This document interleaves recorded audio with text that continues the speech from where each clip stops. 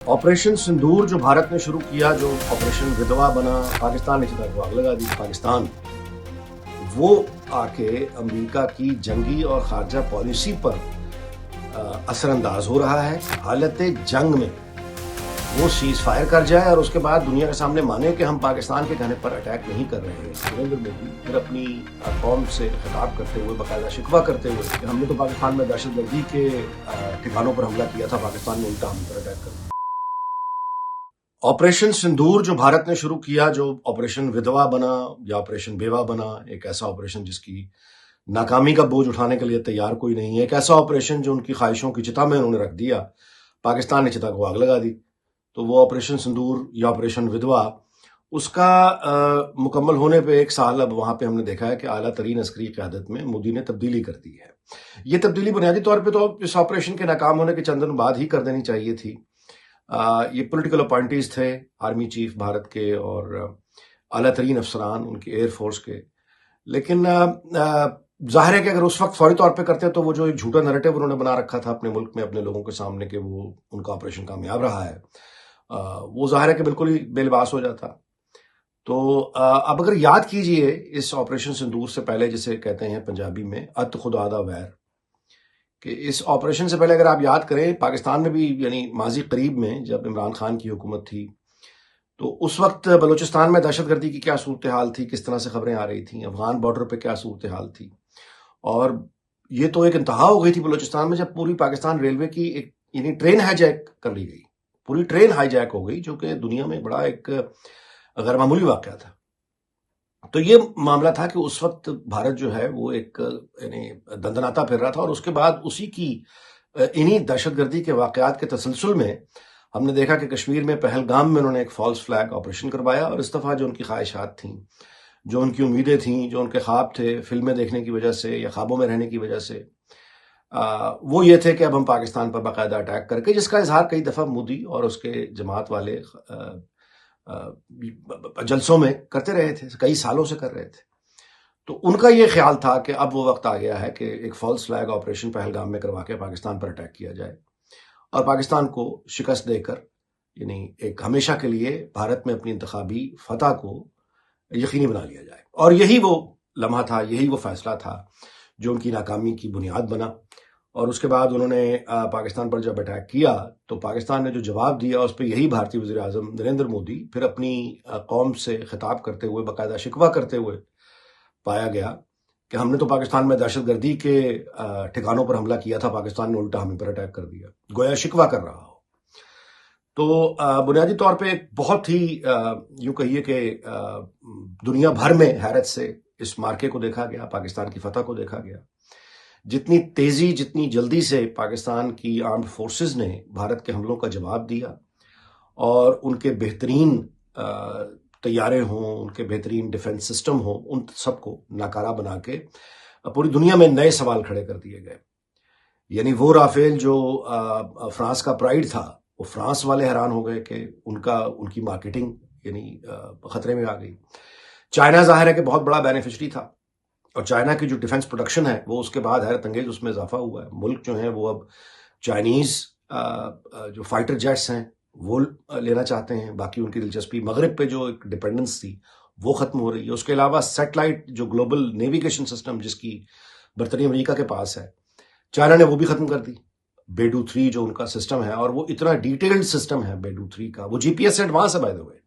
बेडू 3 यानी वो जो सैटेलाइट है जब वो फोकस करती है जमीन पर और यानी इमेज देखती है तो वो यानी स्याह रात में भी रिजल्ट देती है।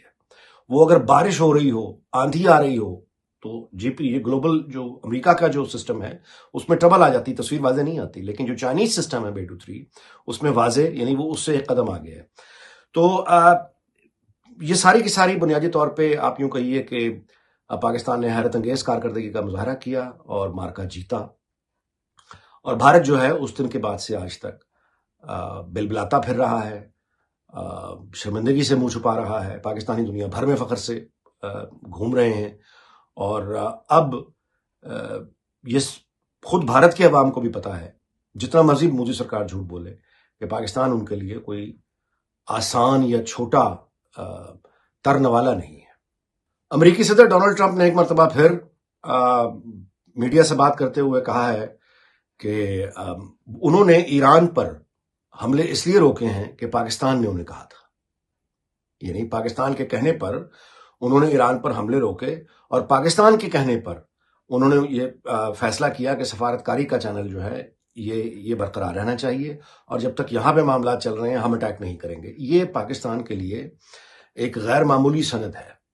اگر آپ یاد کیجئے کہ آج تک کون سا وہ امریکی صدر ہے جس نے دنیا کے سامنے بات کرتے ہوئے پاکستان کی اس اہمیت کو تسلیم کیا ہو کہ حالت جنگ میں وہ سیز فائر کر جائے اور اس کے بعد دنیا کے سامنے مانے کہ ہم پاکستان کے کہنے پر اٹیک نہیں کر رہے ایران پر.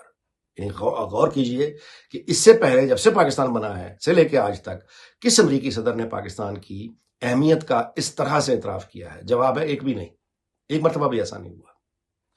عمومی طور پر دنیا بھر میں جائز طور پر یہ سمجھا جاتا ہے کہ یہ اسرائیل ہے جو امریکی خارجہ پالیسی کو ترتیب دیتا ہے، اس کی جنگوں کی پالیسی ترتیب دیتا ہے، اور امریکن اسٹیبلشمنٹ کے اوپر اسرائیل ہے بنیادی طور پر جو ان کو ڈرائیو کرتا ہے، ان کی سمت کا تعین کرتا ہے. یہ پہلی بار ہوا ہے کہ ایک دوسرا ملک، ایک پاکستان، وہ آ کے امریکہ کی جنگی اور خارجہ پالیسی پر اثر انداز ہو رہا ہے، اور اس کا اعتراف کوئی صحافی نہیں کر رہا، اس کا اعتراف کوئی وزیر نہیں کر رہا، اس کا اعتراف کوئی سوشل میڈیا انفلوئنسر نہیں کر رہا، اس کا اعتراف خود امریکی صدر کر رہا ہے، اور امریکی صدر کا یہ بیان اب تاریخ کا حصہ بن چکا ہے. یعنی پاکستان میں وہ صلاحیت موجود ہے، پاکستان میں وہ طاقت موجود ہے، پاکستان کی وہ اہمیت ہے اس خطے میں، جو برصغیر اور یہ یعنی مڈل ایسٹ کا پورا وہ خطہ ہے دنیا کا. وہاں پاکستان یہ حیثیت رکھتا ہے کہ وہ امریکہ کے صدر کو ایک مشورہ دے اور امریکہ کا صدر اسے ماننے پر یعنی مجبور ہو جائے، اور وہ اس کا اعتراف کرے کہ ہم نے پاکستان کے کہنے پر ایران پر یہ حملے روکے ہیں. یہ بہت غیر معمولی فتح ہے. اور اس کے بعد پھر امریکی صدر ڈونلڈ ٹرمپ نے یہ بھی کہا کہ فیلڈ مارشل عاصم منیر اور وزیر اعظم شہباز شریف دے آر ایکسیلنٹ پرسنالٹیز. مطلب ہے کہ شاندار شخصیات کے مالک ہیں دونوں. اور اگین اس طرح سے نام لے کر امریکی صدر تعریف کر رہا ہے، یہ بہت ہی غیر معمولی بات ہے. اور یہ کوئی عام صدر بھی نہیں ہے. یعنی یہ وہ صدر ہے جس سے اس کے اپنے ہوں یا بیگانے ہوں سارے ہی گلے شکوے کرتے ہیں. برطانیہ کا وزیر اعظم ہو، کینیڈا کا وزیر اعظم ہو، جاپان کی وزیر اعظم ہو، فرانس کا صدر ہو، جرمنی کا چانسلر ہو، اتنے طاقتور لوگوں کو یہ ناراض کر بیٹھا ہے. اور بلا تکلف، یعنی بے تکان بولنے والا آدمی ہے، وہ دیکھتا ہی نہیں ہے کہ اس کا اثر کیا ہوگا. گرین لینڈ پہ اس کے خیالات سن لیجئے، ان تمام شخصیات کے بارے میں اس کے خیالات سن لیجئے. تو اس طرح کے آدمی کا پاکستان کے فیلڈ مارشل اور وزیر اعظم کی بار بار تعریف کرنا، جو کسی کو خاطر میں نہیں لاتا. ایک ایسا آدمی جس نے برطانیہ کے بادشاہ کو بھی، یعنی وہ یا ملکہ کو بھی وہ کسی خاطر میں نہیں لاتا، اس طرح کا آدمی جو ہے وہ مستقل پاکستان کی ان دو شخصیات کی تعریف کر رہا ہے. یہ بہت ہی غیر معمولی فخر کی بات ہے پاکستان کے لیے، اور یہ پاکستان کی غیر معمولی اہمیت. یعنی یہ کہ ہمارے ہاں جو تصور تھا، بلکہ تصور کسی حقیقت پہ ہی تھا، وہ یہ تھا کہ انڈیا اور امریکہ کی اصل اسٹریٹجک ریلیشن شپ ہے. انڈیا ہے بنیادی طور پہ امریکہ جس کی بات سنا کرتا ہے. وہ سارے کا سارا ان کی جو دہائیوں کی انویسٹمنٹ تھی بھارت کی، وہ برباد ہو گئی ہے. ان کی ساری کی ساری بالی ووڈ ڈپلومیسی، ان کی سافٹ پاور، دہائیوں کی محنت جو انہوں نے کی، اس کو ان دو شخصیات نے، یعنی فیلڈ مارشل عاصم منیر اور وزیر اعظم شہباز شریف نے، ان کے ٹیم ورک نے، اور خاص طور پہ نام اسحاق ڈار صاحب جو کہ نائب وزیر اعظم ہیں اور وزیر خارجہ ہیں، ان تینوں شخصیات کی ٹیم نے مل کر ونڈرز کیے ہیں.